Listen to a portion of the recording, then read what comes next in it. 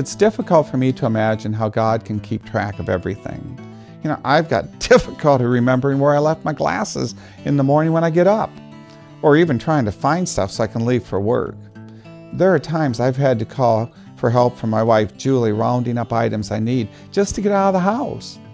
Some Sunday mornings when I leave early for the office, I'll hear her last words, "Bob, do you have your glasses?" That's because I often call her, get her out of bed, reminding her, "When you come to church, you think you could bring my glasses?"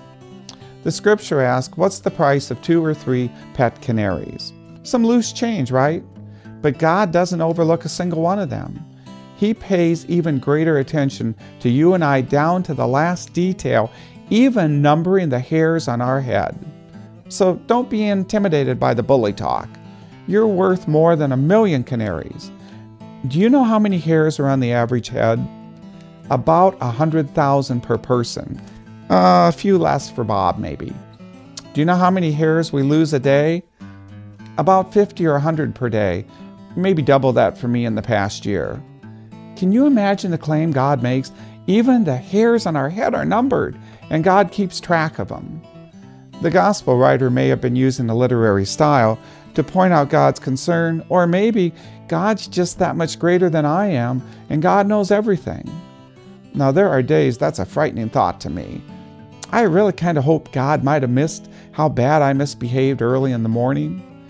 Maybe that's why God gave me Julie. I think she's a spy.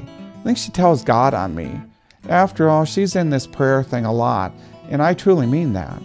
I've learned over the years to do my best and to try to do what God asks of me, and then just to leave it with God, trusting that God has everything under control. That way, the outcome isn't dependent upon me, but it's upon God. Let me tell you that you are in better hands with God than with Pastor Bob. You can ask my secretary, Pat. She's going to opt for God every time over me. But I also know and believe that God has everything under control. I suspect that's why God didn't get so upset the other week down in Charlotte when they tried to leave his name out of the party platform. God's got everything covered, including my bald head.